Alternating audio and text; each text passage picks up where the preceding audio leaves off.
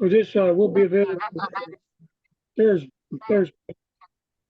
Hi, Maggie. Hello.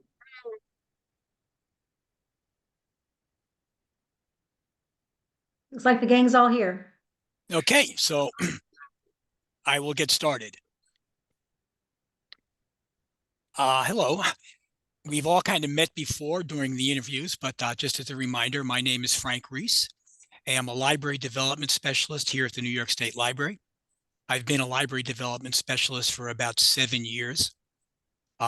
Before my experience at the State Library, I was the director of 5 or 6 different libraries, mid-sized libraries in the Mid-Hudson Valley, in basically the Poughkeepsie area.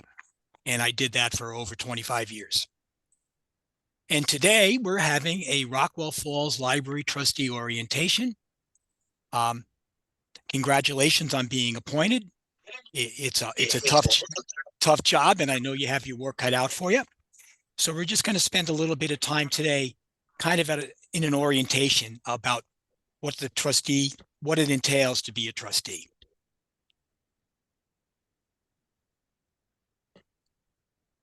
Today's agenda will include these 6 items. We'll go over trustee duties and responsibilities.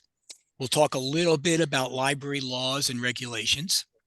We'll talk a bit about standards of registration, or the minimum standards, specifically the 2 that the Rockwell Falls Library is deficient in right now. We'll talk briefly about trustee education requirements. And then I have a list of helpful resources that you guys might find helpful in your tenure as a board member. And then we'll finish up with some questions.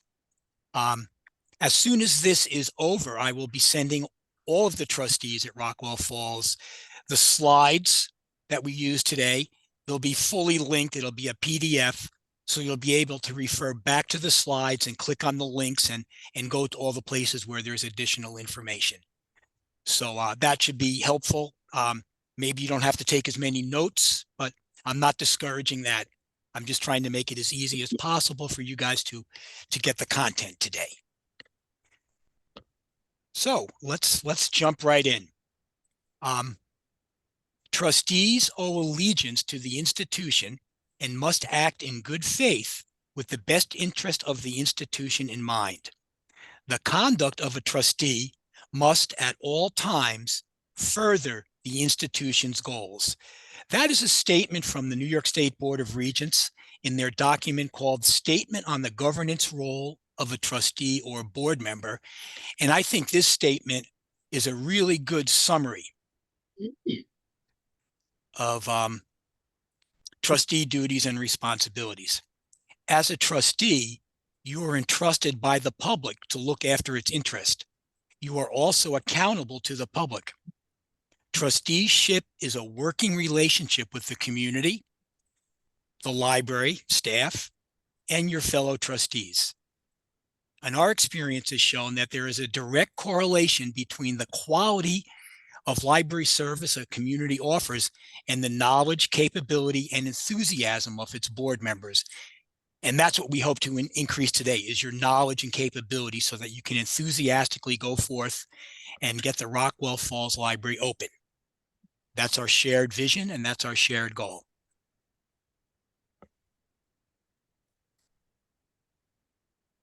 Okay. The New York State Board of Regents, they're the institution responsible for the chartering and oversight of all public libraries in New York State, describes the duty of trustees as those of care, loyalty, and obedience. All actions must be taken with these principles in mind. First, let's take a look at the duty of care. A trustee must act in good faith and exercise the degree of diligence, care, and skill that an ordinary, prudent individual would use under similar circumstances in a like position. And we move into the duty of loyalty and conflicts of interest. Trustees owe allegiance to the library and must act in good faith with the best interest of the library in mind. The conduct of a trustee must further the library's goals and not the member's personal or business interests. A trustee should avoid even the appearance of impropriety, Acts of self-dealing constitute a breach of fiduciary responsibility that could result in personal liability and removal from the board. And finally, on these principles is the duty of obedience. A trustee has a responsibility to ensure that the library's resources are dedicated to the fulfillment of its mission. The trustee also has a duty to ensure that the institution complies with all applicable laws and does not engage in any unauthorized activities. In addition, the regents also charge the trustee to ensure that financial resources are being used efficiently and effectively toward meeting the institution's goals, and to hire a director to manage the operations of the library and evaluate the director's overall performance.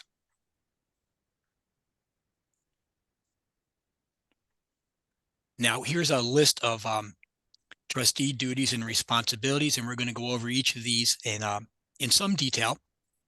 The responsibilities of trustees are few in number, but broad in scope, and they include at least the 9 items that are listed there. So on number 1, creating and developing the mission for the library. The library's mission statement should describe the essence of what your library sees as its core purpose, as defined through feedback that you receive from the community. 2, board member duty and responsibility includes regularly planning and evaluating the library's service program. Experience shows that having a long-range plan is one of the most concrete steps to success toward making the library a valuable and respected community institution. Planning helps to create a shared vision for the board. While you may have joined the board for personal reasons, so did others.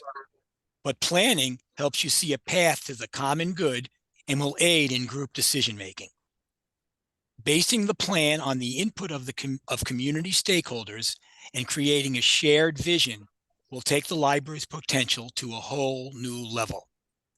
By annually evaluating your plan, you can see what progress you have made over the year. As you will see, your long-range plan influences budgeting, policy, even evaluating your director. A long-range plan is also one of New York State's minimum standards for public libraries. And if you need assistance in starting the process towards a new long-range plan, your best bet for assistance would be the Southern Adirondack Library System. Now, I think I remember that before the library closed, that I think you guys are already working on a plan of service, and that's important to keep working towards that. Right. We had a strategic planning committee. Good. So it sounds like you're on the way to having a really good plan and meeting that minimum standard. The other thing is, and I'm getting some kind of feedback. Can you hear me okay? I can. I can hear you. I can hear you, Ted. The whole idea of being able to respond to the community, are there resources that give suggestions for ways to select that community input? Yes, the SALS would be a good resource for that. Well, Also, the trustee handbook, which I'll be talking about later, has a good section on evaluation and creating the plan. You could do it as simple as asking library patrons what they think, or you could do a formal survey. So there's lots of material and ideas out there. Even the American Library Association website has some good sections on strategic plans. Thanks for that question, Ted. Okay, another important responsibility of a trustee is selecting and hiring a qualified library director. I know you're in the middle of this, and I know that's one of your first priorities is to get the library open and to hire your library director. But the board directly hires and evaluates one employee, the director. While the board does not supervise the director in a traditional employee-manager relationship, there are levels of accountability on both sides as you work as a team to move the library forward. Just remember that the board is a collective authority. Specific communication with the director should be funneled through the board president. Also, all management issues should be directed to the library director, as should staff questions. A key part of this role is annually evaluating your director. The idea here is to tie responsibility for the performance of the library director to your strategic plan. Directors, to be effective, must be full partners in the budget development process. As the manager of the library, the director has the insider's perspective on library services and costs that trustees more than likely may not have, since they're the ones that are there every day. They're the ones that are dealing with the patrons and the customers on a daily basis. So that's a very important role, is selecting and evaluating your director. And I just can say from personal experience that if you hire a director and you're having issues with their performance, it's best to address these issues as soon as possible. That would be my big advice. Don't wait if there's personnel issues. Deal with them directly. Otherwise, these situations can fester into untenable situations and leaves a bad taste in everyone's mouth.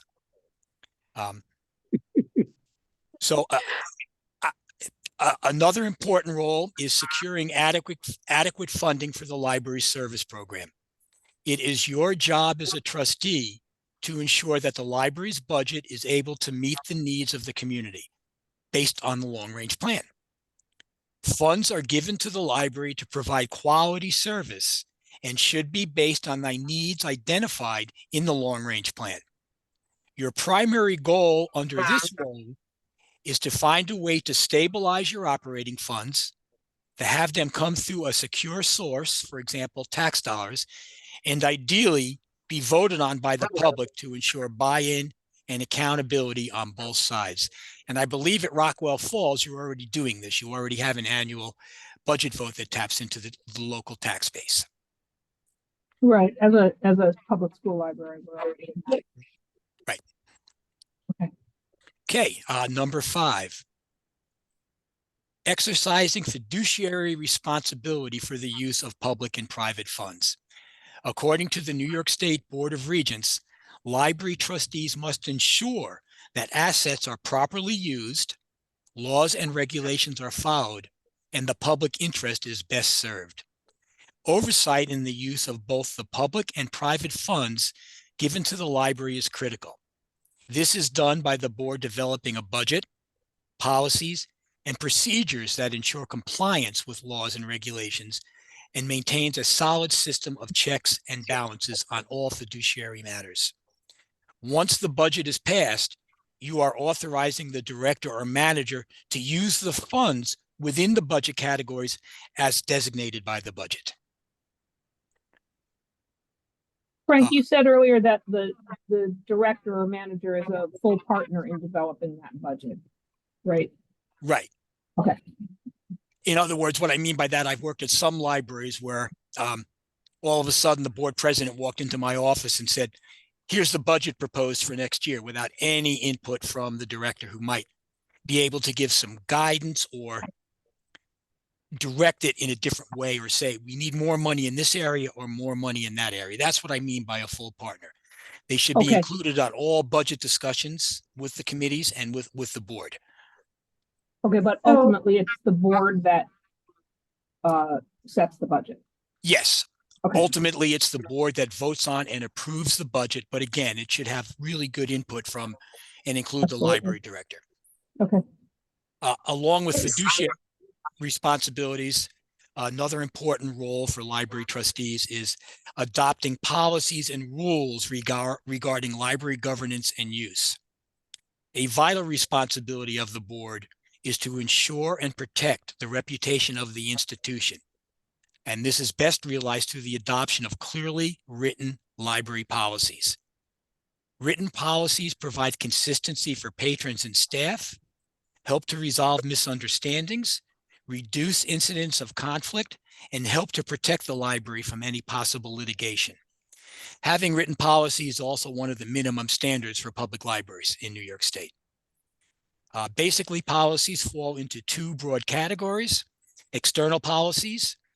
These would include like collection or collection development policies, use of public space, meeting room and exhibit use, internet access, as opposed to internal policies, which might be personnel, fiscal, conflict of interest policies, disaster plans, confidentiality of patron records, etc. The library director is the one who's responsible for interpreting and carrying out library policies, and for informing the board in library matters, and for advising the board in matters of policy making. Again, the board has the final say in the policies, but these policies should be developed with the director or manager as a full partner, just as you would with the budget. Number 7, maintaining a facility that meets the library's and community's needs. To fulfill this responsibility, the board must consider adequate square footage, location, internal arrangements, accessibility for disabled persons, environmental quality, proper maintenance, and intangibles such as ambiance. Maintaining a facility to meet community needs is another minimum standard for all public libraries in New York State. And there's a lot of information available out there in library land on facilities. Another important trustee responsibility is number 8, promoting the library in the local community and in society in general.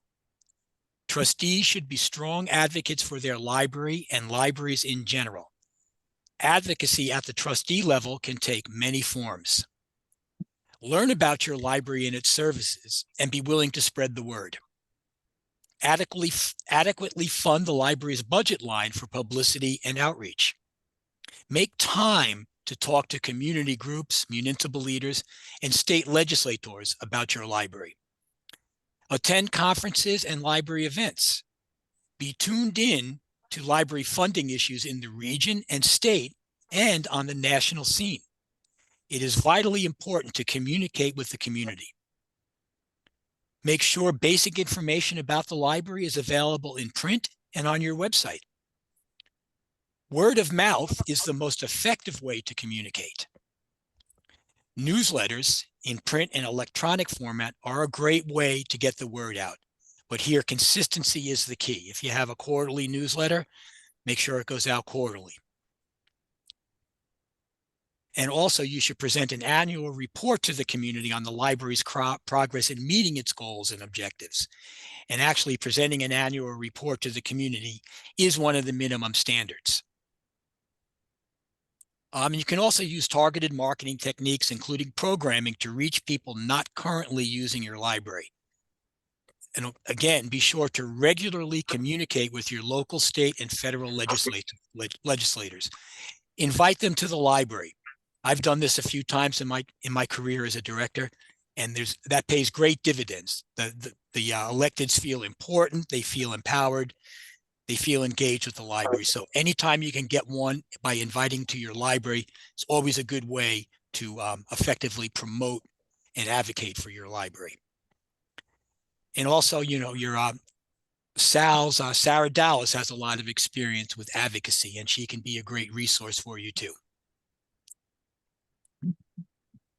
Okay, and the last trustee responsibility that we're going to talk about is conducting the business of the library in an open and ethical manner in compliance with all applicable laws and regulations.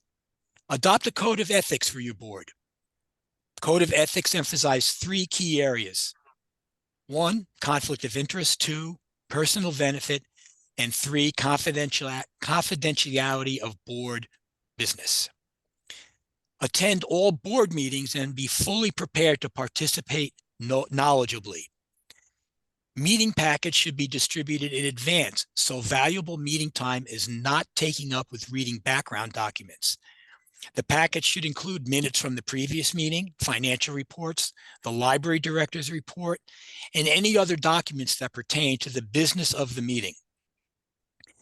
All public libraries in New York are subject to open meetings law. Through this, decisions are made in a public forum, and the public can watch the decisions being made. Follow the law when using executive session. Question. Confidentiality of board business. That seems to conflict with the open meetings policy and transparency. Help me understand the difference. Something you might discuss in executive session may be subject to privacy if you're discussing Okay. a specific individual or a specific salary, something Okay. like that. Yeah. But you're right, Ted. The other half, the minutes, the agendas, all that is clearly public information. Got it. And sharing that sharing that information before the meeting is not a violation of No, public. agendas and minutes from the previous meeting are not a violation. Right. I mean, agendas and minutes are already on the website by the time we have a meeting. But what about the financial statements? Should those be on the website before we share them with each other, or is that okay to share it before our meeting? I think it's okay to share that before the meeting, but you don't have to put it on the website till after the decision's made. Okay. But the idea here is at least an agenda so that the public knows, oh, gee, they're going to talk about the budget today. Maybe I should attend this meeting. Sure. That's the idea here, is to give the community and your patrons a chance to see what's going to be discussed and then make the decision on whether to come and participate. And I have another question, and maybe it's Sure. a little off this slide, but we want to understand open meeting laws and not violate it, and know what we can talk about in together in email chains as well. Like right now, we are all the board members are sharing ideas for questions to ask the applicants for library manager. Is that a violation of open meetings? Do we have, okay, so we No, don't I have don't to think call so. a meeting to discuss that. It's okay to just Right. share ideas for questions. All right, thanks. Okay. In a nutshell, that was the basics of trustee duties and responsibilities. I'm not going to sugarcoat it. There's a lot more to it than those 9 points listed. And I know some of you have experience with public boards, and some of you, I think, even have experience on the Rockwell Falls board. So you kind of know what I mean. Okay, here's a checklist that you can find in the trustee handbook, the checklist for effective library trustees. It kind of reinforces some of the details that I just discussed, but I'm just going to run through them.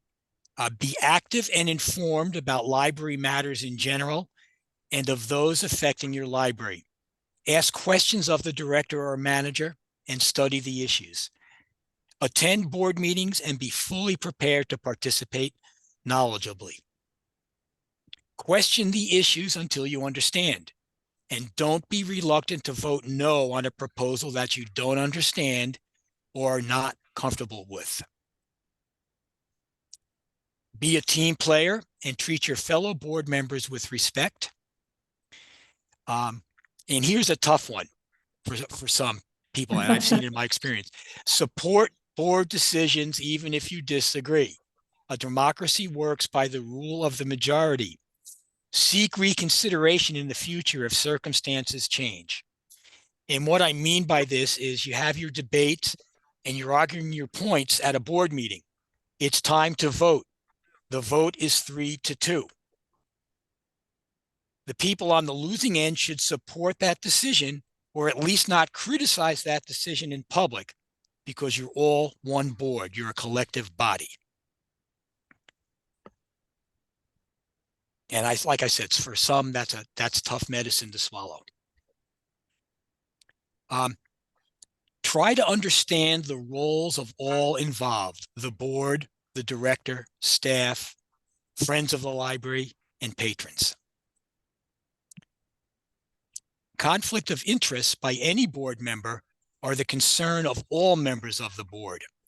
A trustee or family member may not receive any gain, tangible or intangible, in dealing with the library. Remember, as far as the public is concerned, even the appearance of a potential conflict of interest involving a board member undermines their trust in the entire library as a valued and cherished community institution. So if you don't already have one, I urge you to adopt a conflict of interest policy. Another item for effective trusteeship is to advocate for the library in every possible manner. Also, it's important to support competitive salaries to attract and retain qualified staff. Appropriate compensation is a direct measure of the commitment and respect a community has for the institution and its staff. Understand and respect the role of the director and support the director's administrative decisions. Always remember, it's about the library, not about you. Always remember that your primary job is to provide the highest quality library service possible for a community and not necessarily the cheapest library service. This is where your budget, your policies, and your strategic plan all come into play. So if you follow the 9 principles that we talked about and use this checklist, you're going to have a successful tenure as a library trustee, and your library also will benefit from that and be very successful. Now, there's a whole slew of laws that govern libraries in New York State. As New York State educational corporations, libraries are subject to a wide range of federal, state, and local laws, rules, and regulations. While trustees cannot be expected to understand all the details of every pertinent law, you should be familiar enough with the major legal issues to be assured that the library is always in compliance. Library boards are strongly advised to solicit assistance of their public library system and seek the advice of legal counsel well-versed in education and municipal law. It is important, however, for every trustee to understand the legal foundation of their library and the extent and limitations of the Board of Trustees' authority. So this lists a lot of library laws and regulations. Just in a nutshell, public libraries in New York State receive a charter from the Board of Regents and are registered with the State Education Department. The library charter gives the library a corporate existence. The basic powers and duties of all library boards of trustees are defined in Education Law Section 226. This is called 226, the powers of trustees. This law provides fundamental rules of conduct for the board and details important powers such as the right to hold and control property and hire staff.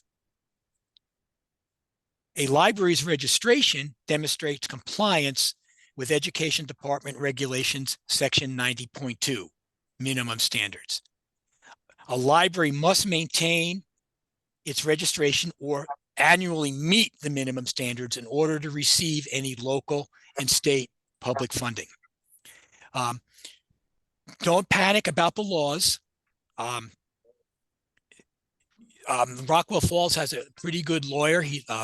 Bob Schofield is known throughout the state as an expert in library and education law. When I was at the Saugerties Public Library, he served as our attorney there, and I have a lot of good things to say about him. But we also at the State Library on our website, we have some resources that can be helpful to you with questions about laws and regulations. At the end, there's going to be a document with all the links that we talk about. And again, I'm going to send that out so you'll be able to go back and click on the links.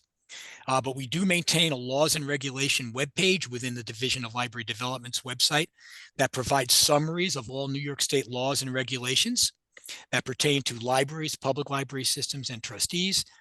And also the handbook for library trustees has an excellent chapter on laws and regulations and provides a linked list of the most pertinent laws and regulations. And the handbook is also available on the library development website. Other things you can do is you can give your library system a call. They'd be happy to help. They may refer you to me. You can always give me a call. That's a lot of what I do here at the State Library is work and help people understand some of the laws. So in the future, you have specific questions and you want a quick answer, I might be able to help you to do that. So don't hesitate to reach out to us either.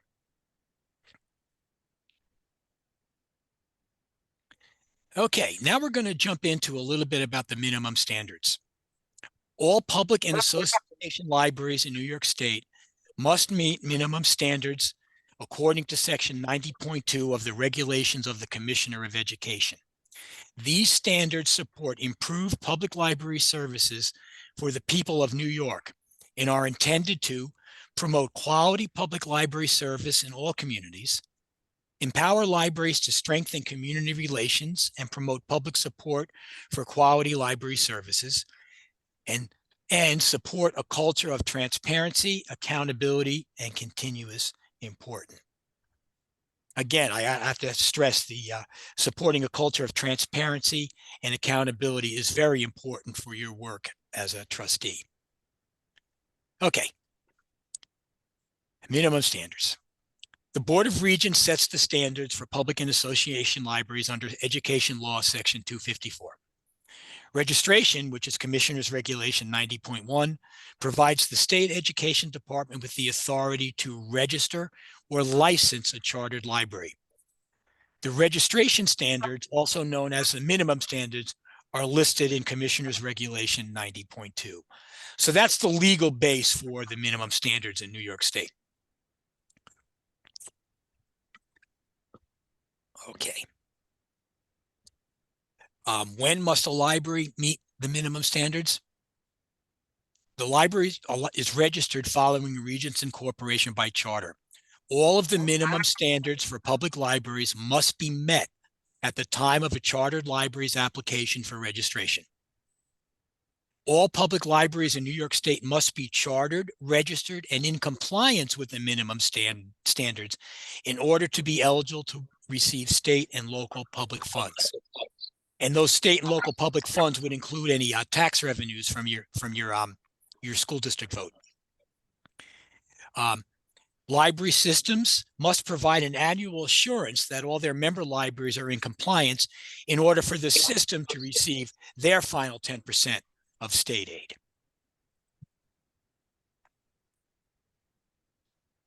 Another question is, how is compliance with minimum standards tracked by the New York State Library? Each library provides an annual assurance that minimum standards are met through their annual report to the New York State Library. So every year in the annual report, there's a slew of questions about meeting the minimum standards. The state library, in turn, tracks each library's progress in meeting the minimum public library standards. And if there's any non-compliance, we share that information on an annual basis with the public library systems. But if a library cannot meet one or more of the minimum standards, there is a variance process for those that cannot meet a particular standard. If you find, and we already know that you're not in compliance and you've already contacted your system, which is our advice all the time. If you see that you're not going to be in compliance, contact your library system as soon as you know to discuss the options and the procedure for getting the variance. Now, it wouldn't be a waiver because a waiver would excuse you from the standard, but it's a variance. What that does, it gives you a year to get back on track and meet that standard. So it's not Frank, that would apply to our strategic plan being behind schedule. And the library being closed. And the library being closed, that's the big one. Right. Now, for the 2022 report, Rockwell Falls was in compliance. So this coming report that you're going to do in the year 2024, but it's for the 2023 year, is where you're going to see that you would have to note that if you don't have a strategic plan or you're not open, you don't have a paid director. So, you have time to work these issues out. And I know it's your utmost priority right now is to get the library open, get a paid director, and meet those minimum standards. Have we actually asked for and achieved waivers for those conditions? Not waivers, variances. Variances. It's early yet. You won't have to worry about this until about, early in 2024. It takes us a while to compile this and follow up. So we're always running a few months behind. But you won't have to worry about variances until early in 2024 for 2023. And I know you're going to have fixed it by then. I have confidence. Guys are going to do it. So do we. Okay, so we got to get a director. We got to open back up. What's the third one? I thought We you need said a there were three. strategic plan, a long-term plan. Strategic plan's got to get back on track. Yep. Well, we have a committee, right, Ree? Are you on that committee? I was, and I plan to check with the other folks who were on the committee to make sure that they're still willing to serve. We were advised by Sal's to wait until we had a director or a manager Okay. to Probably continue good the advice. process. Yeah. Yeah, So that's why nothing has happened since then, Maggie.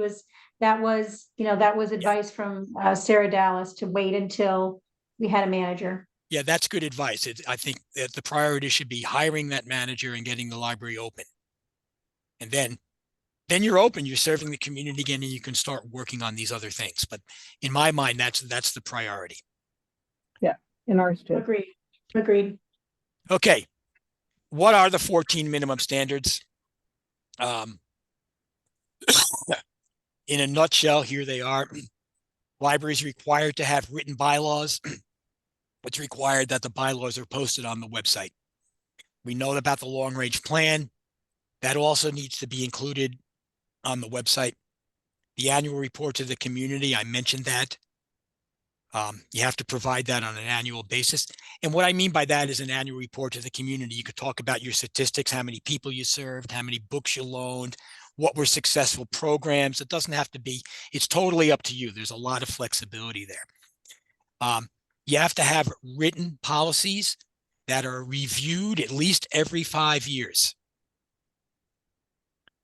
And again, the ones that are highlighted, number 5 is that you have to have a written budget. That has to be posted on the website. The first 5 standards that are listed there have to be included in standard 11, which is that you provide access to current library information on the web.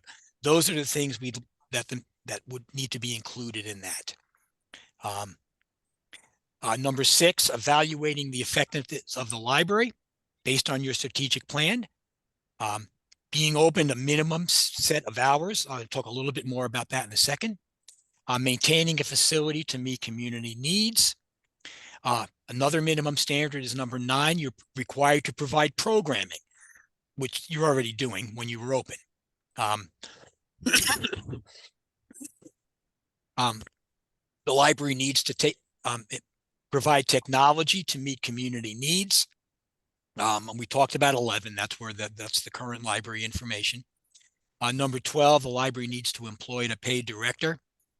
The library needs to supply technology training for staff appropriate to the size of your staff and the expertise of your staff, appropriate to the size of the library. And also number 14 is you're required to work with some community partners to develop programming. Excuse me. Had the flu all last week during Christmas. It was terrible. Oh, no. is that community partners thing detailed in the sense of who they are, or do we No. get to pick them? You get to Basically. choose. I'm not going into a lot of detail on this because on our website, we have a pretty substantial document entitled Helpful Information for Meeting Minimum Standards.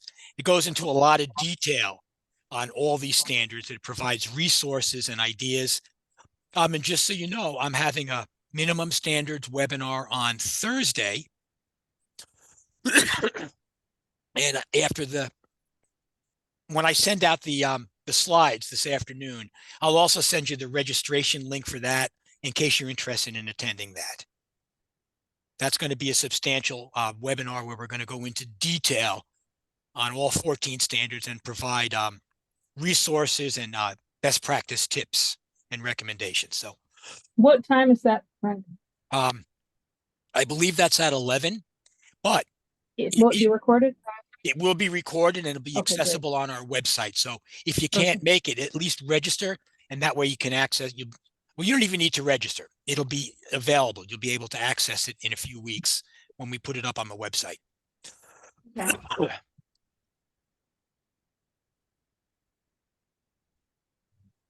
All right. And as you know, Rockwell Falls is currently not in compliance with standard 7 hours and 12 employees are paid paid director. Just a little bit of details on standard 7 on the hours. A good library is accessible to the community. Standard 7 requires that each public library be open a fixed schedule of minimum weekly hours on a 52-week basis. The minimum number of weekly hours open is linked to the size of the population of the library that the library is chartered to serve. Rockwell Falls has a population of a little over 6,000, so the minimum open hours are 35 hours per week. Of course, many public libraries exceed these standards because the community, library board, and library staff recognize that the number of hours of public service leads to greater service and use by the public. And if you can just take a quick look at that chart, and the populations go from 0 to 1 million, and you can see the hours are appropriate. This chart is in the trustees handbook too, guys, if you It haven't is. seen it yet. Yep. It's And in it's there. I've seen that. Yeah. it's on our document, helpful information for meeting minimum standards.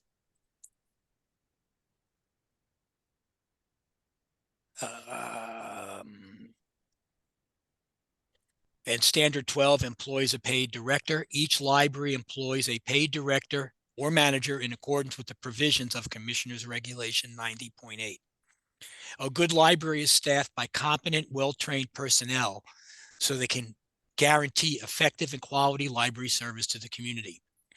One of a good library's most important assets is the library director or manager. The library director is responsible, among other things, for working with the library board, the library staff, and residents of the community to assess library service needs, planning for library services to meet those needs, and administering the day-to-day delivery of quality library service to the community.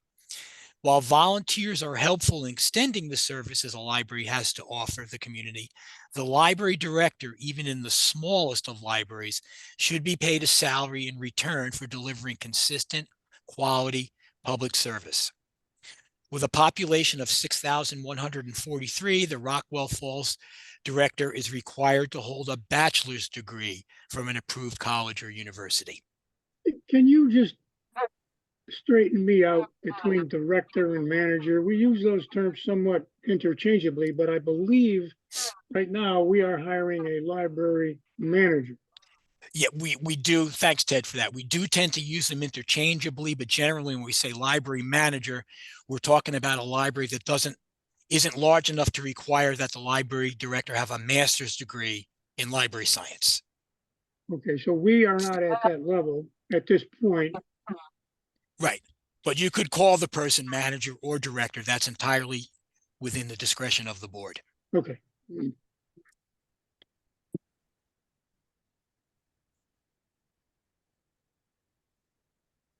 And this is something new. This is a regulation that just started January 1st, 2023. It's called Trustee Education. Beginning January 1st, 2023, each trustee, elected or appointed, of a public library, association library, or Indian library is required to complete a minimum of 2 hours of trustee education annually. So this session counts towards that 2 hours. Trustee education requirements are important because New York State's public library trustees oversee an estimated $1.6 billion of the public's money, a responsibility that must be undertaken by informed and thoughtful library boards. To be good financial stewards and provide effective oversight, board members must appreciate their mandated duties and responsibilities. An effective way of providing this appreciation is to offer the training necessary to be good financial stewards. To help all member libraries understand and meet the new trustee education requirements, we have a frequently asked questions document and other supporting materials on the library development website. I think the handbook for library trustees of New York State sums this up best when it says trustees must learn and grow during their entire tenure on the board, developing an ever deepening awareness of the affairs of their library and appreciation and understanding of other libraries and library organizations. So it's 2 hours per year. You have a lot of leeway and discretion on how you meet those. You could do, if the system offers any workshops, you could, those apply. If you go to the New York Library Association conference and attend a session or two, those would count. If you go to our website, we have something called Web Junction, and this is free online courses and recorded webinars that we offer through the through OCLC to everybody in library land across the state. It's free. It's an excellent way to get these hours. We're going to be having a session with Sal's following this, and I think that will meet our minimum for this year. That Great. should be at least an hour. Good. All right. Now, in that vein, I have one other question. There is some other requirement or law, is there not, in New York State that mandates a certain amount of sexual harassment training as well? Right. That's a state law. You have to have a policy and you have to provide some kind of training. Yeah. Okay. I don't think we've done that. Okay. All right. Let's see. All right. Here's a list of helpful resources. They're linked. Don't worry about it. I'm going to send you this as a PDF. You'll be able to click on these. But the number one resource is the Handbook for Library Trustees of New York State. Very important document. Lots of helpful information. I know here at Library Development, that's our go-to before we answer a question. We always check the trustee handbook first when we get questions from the field from trustees. Helpful information for meeting minimum public library standards. I talked about this a bit, but that's a very helpful publication. It's on our website. It's kind of what our webinar is going to look like. It's going to list the standard and it's going to talk about helpful resources and best practices and tips for successfully meeting any of the given standards. Again, we have our library laws and regulations webpage. We have our main website, the Division of Library Development. That statement on the governance role of a trustee or board member the first slide I kicked off with, that's on our website. I've included the Southern Adirondack Library System, but you guys probably already know that one, probably have it bookmarked by now. And then our section on the trustee education requirements.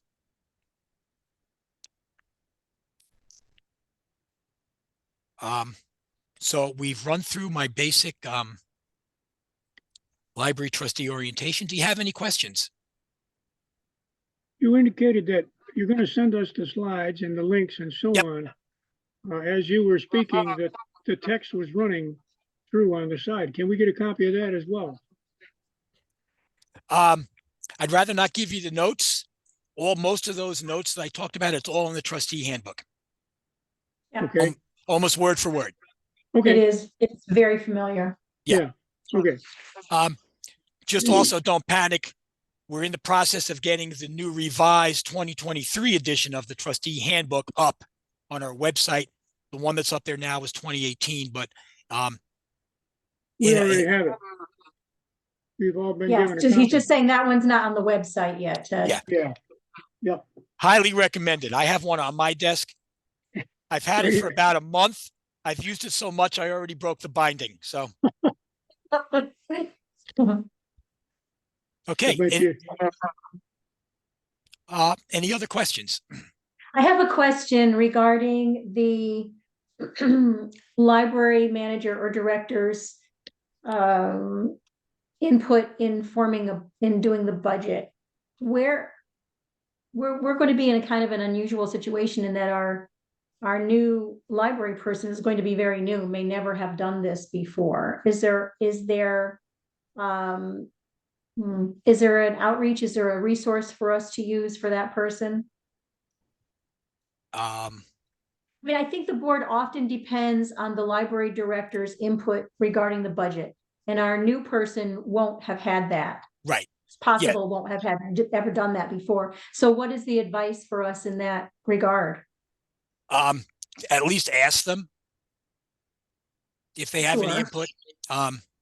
But this is a unique case because you're going to be doing this. And as you said, the person's going to be brand new. It might be better just to lay something out for them to look at and at least just give an advisory opinion on. Okay. Sarah has comments. I'm sorry, what did you say, Maggie? I said Sarah has something to say. Sarah? Have something to say. Thank you very much, Frank. Thank you very much for doing this. Remember that Sal's is your resource, and we've got all sorts of financial help, and we can help you develop a budget and help set up books so that you can see what was expended in the past few years, so you have an idea of what the budget range should be in your budget. And I just also want to say that a budget is just like a map of how you want to spend the year, but there's always ways to amend it Right. as you go along. But this gives you an idea of, you know, how much your personnel is going to cost. You'll know how much your benefits are going to cost. You know how much your joint automation fees cost. You know, the bills that happen every month for heating and electricity and things like that. So it seems onerous, but by taking a deep breath and looking at what was done in the past and looking moving forward, and you know that the person you're going to hire will have some knowledge of libraries and library services. So I look at it as a team effort. So don't feel overwhelmed. We're here to help you each step of the way. Perfect. Yeah, I can't emphasize too much how important Sal's is as your partner in all things moving forward. They're your main resource. They're your first stop for information. So thanks for that, Sarah. Okay, any other questions? We'll probably think of 1,000 of them after we close off. And you can ask Sarah, or you can shoot me an email, and I'm happy to help. Okay. Thank you Perfect. so much. Yeah, You're welcome. I want to tell you one more thing. We've recorded this. And I don't know if a transcript can come out of this. But it is possible, having recorded, there'll be a transcript of what was said. And we'll Okay. get that to you as soon as possible. Okay. Great. Okay. And just not to take your time necessarily, but Sarah, we're going to have to get together now and talk about when we are coming to you for the Sal's training. Can't You go. wait. Can't wait. We can start. It would be great if all 5 of you could make it. So we'll be sending out a doodle poll. Good. That's Pamela, Yep. who's behind the name Sal's. But we'll Okay. work with you to see what dates work best. And of course, Frank, you're always welcome to Zoom in. Okay. And I can tell you that a lot of it will be reinforcing what Frank has already said, because he's hit on the most salient points. The other thing is areas where you're a little concerned about, throw them our way and we can generate the orientation. And there will be food and laughter, but no Yay. alcohol, because Sal's has a policy of no alcohol on premise. Laughter is just as good. You know, this is something, just take little bites. Yeah. You can tell I'm hungry, even though I ate lunch, but take little bites and just we can help prioritize. You're not alone. There are a lot of people that are rooting. And I'll tell you one last thing, that I am a trustee of the Albany Public Library. So I kind of understand where you are, that you're volunteers, and the amount of time that you're putting in is so greatly appreciated. So thank you. Thanks, everybody. Good luck. And I can't wait to see that the library is reopened soon. Okay. Neither can we. Neither can we. Thanks for your help. You're welcome. Okay. Thank you. Happy New Year. Happy New Year. Happy New Year. Feel